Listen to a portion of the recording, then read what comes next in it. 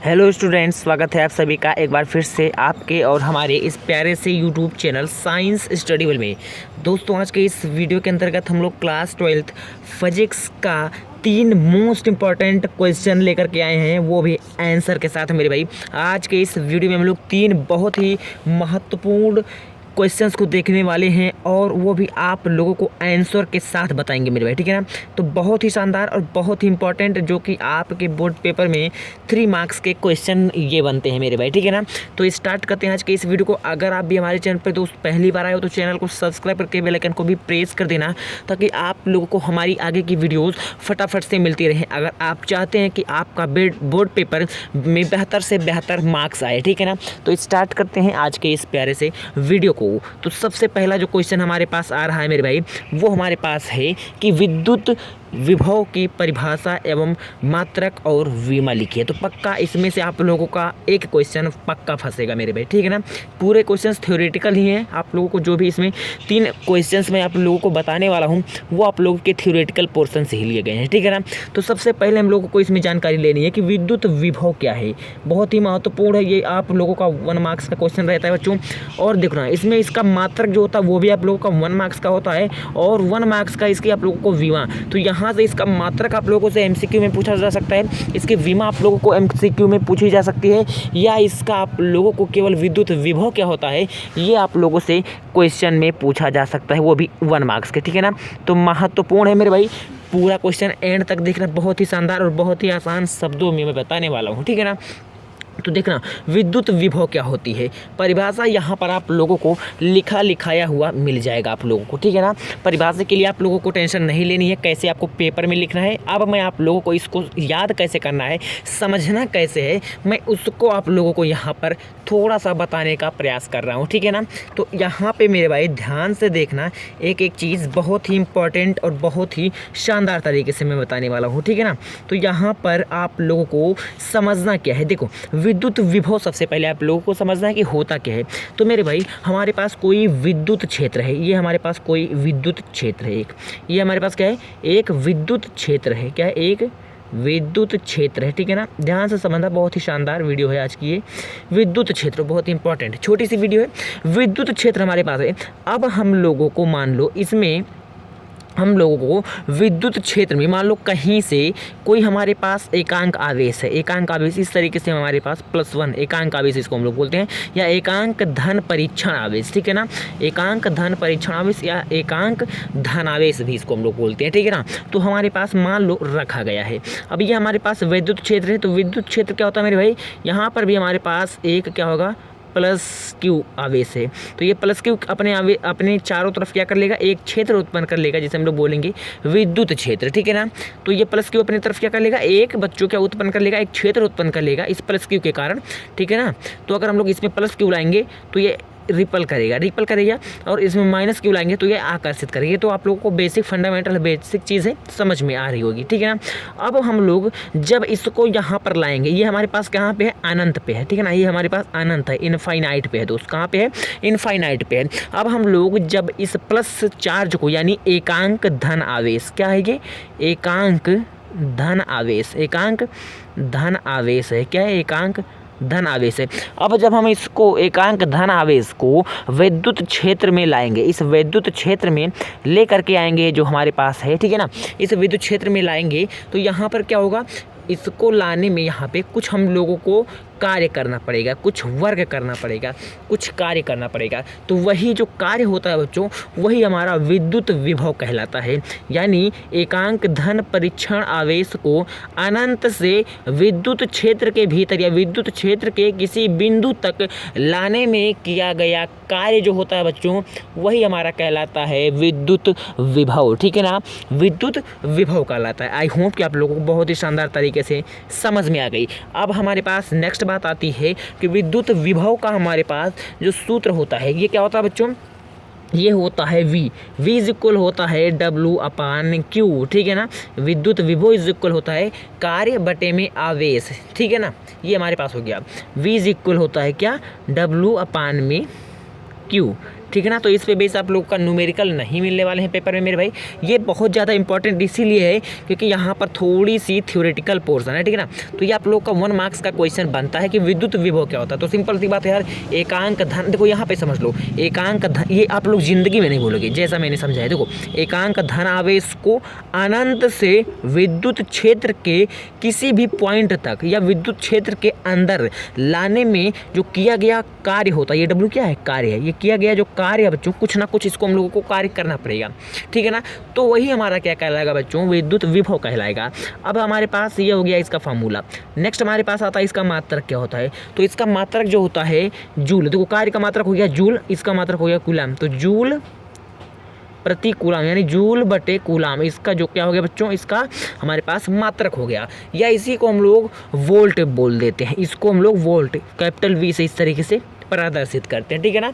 तो इसका दो मात्रक मैंने आपको बता दिया, जूल प्रति कूलम या जूल बटे कूलम। सेकंड मात्रक है वोल्ट, ठीक है ना। नेक्स्ट हमारे पास आता है इसकी बीमा।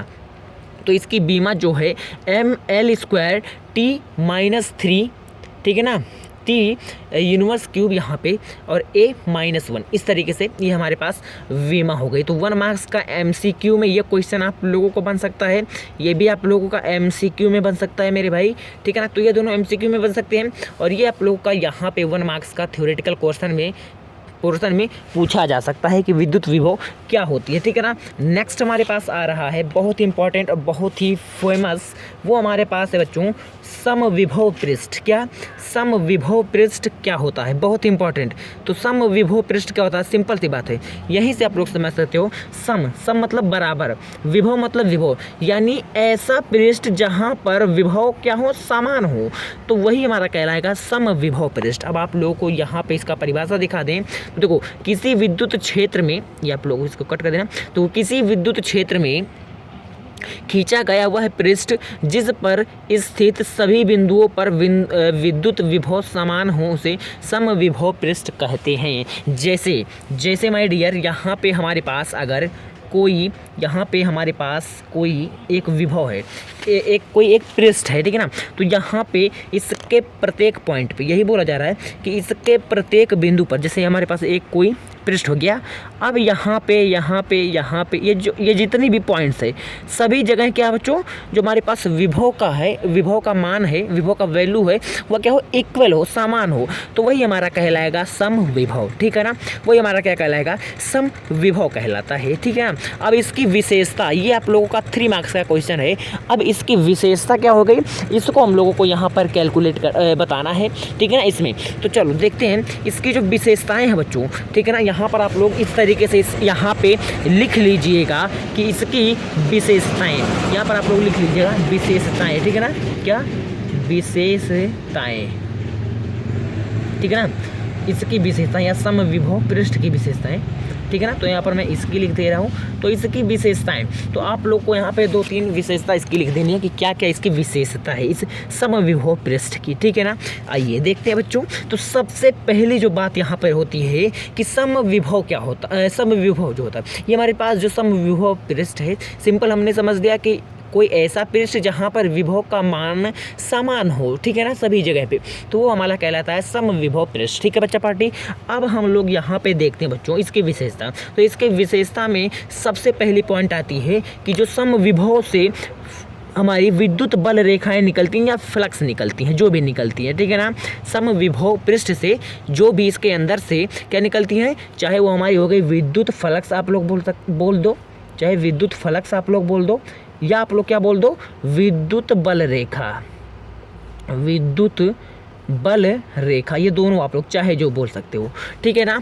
तो यहाँ पर क्या होती है बच्चों, ये यहाँ पे इस पृष्ठ के 90 अंश के, 90 एंगल के, इस तरीके से यहाँ पे इस तरीके से 90 एंगल बनाती हुई निकलती हैं।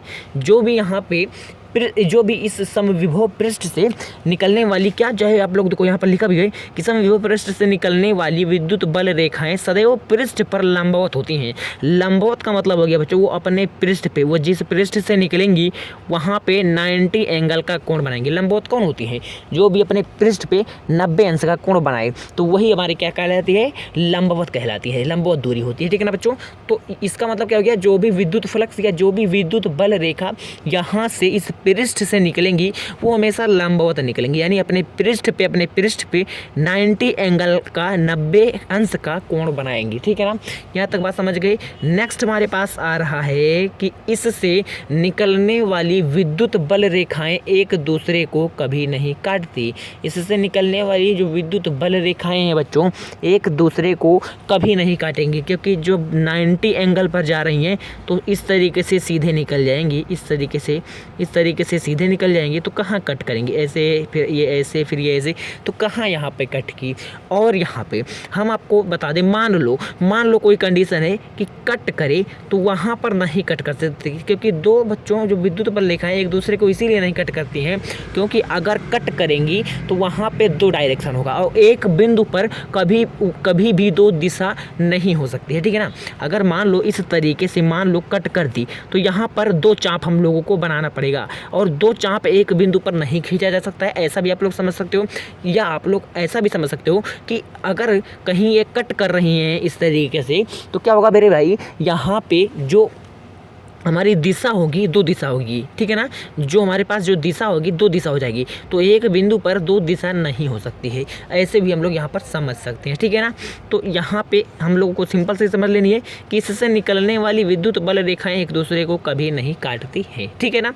नेक्स्ट हमारे पास आ रहा है, इस पृष्ठ के एक बिंदु से दूसरे बिंदु तक धनावेश को ले जाने में जो किया गया कार्य होगा वह शून्य होगा, क्योंकि सभी जगह पर बच्चों जो विभव का मान है वह समान है, तो ले जाने में जो किया गया कार्य होगा यानी W वह हमारा क्या हो जाएगा? 0 हो जाएगा, ठीक है ना। तो किया गया कार्य जो है वह 0 हो जाएगा क्योंकि ये समविभव पृष्ठ है। अब यहाँ पे चौथा पॉइंट आप लोग भी लिख सकते हो अपने मन से बना के, यहाँ पे चौथा पॉइंट आप लोग ऐसे लिख सकते हो कि यहाँ पर विभवांतर भी 0 होगा, क्योंकि विभव क्या बच्चों? समान है, तो समान विभव है तो विभवांतर क्या होगा? वो हमारा 0 हो जाएगा। यहाँ पर ये भी पॉइंट आप लोग यहाँ पर लिख लेना, ठीक है ना। चौथा पॉइंट आप लोग यहाँ पर लिख लेना कि यहाँ पर जो विभवांतर है, विभवांतर क्या है बच्चों? वो हमारे पास क्या हो जाएगा?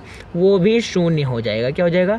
0 हो जाएगा, 0 हो जाएगा, ठीक है ना। नेक्स्ट पॉइंट हमारे पास आ रहा है, नेक्स्ट क्वेश्चन बहुत इंपॉर्टेंट है, ये है कि गोलीय चालक की धारिता के लिए सूत्र स्थापित कीजिए। और बहुत ही इंपॉर्टेंट ये जितने क्वेश्चंस मैं आज के इस वीडियो में आप लोगों को बता रहा हूँ मेरे भाई, बहुत महत्वपूर्ण और बहुत ही शानदार है। आइए इसको हम लोग देख ले रहे हैं। गोलीय चालक की धारिता, ठीक है ना, के लिए सूत्र हम लोगों को स्थापित करनी है। हमारे पास कोई गोलीय चालक, सिंपल हम लोगों को कोई गोला ले लेना है। आप लोगों को मैं बता दे रहा हूँ, बाकी यहाँ पर लिखा हुआ आप लोगों को मिल जाएगा। हमारे पास ये गोला है, अब इस गोले को हम लोगों ने +Q आवेश दे दिया, +Q आवेश दे दिया है समान रूप से चारों तरफ, ठीक है ना। अब इसकी हमारे पास जो त्रिज्या है वो क्या है बच्चों? स्मॉल r है, ठीक है ना, स्मॉल r है, ठीक है ना। समझ में आ गई बातें? तो अब हम लोग जानते हैं, देखो यहाँ पर चीज़ें हमारे पास लिखी हुई मिल जाएंगी आप लोगों को अच्छे से।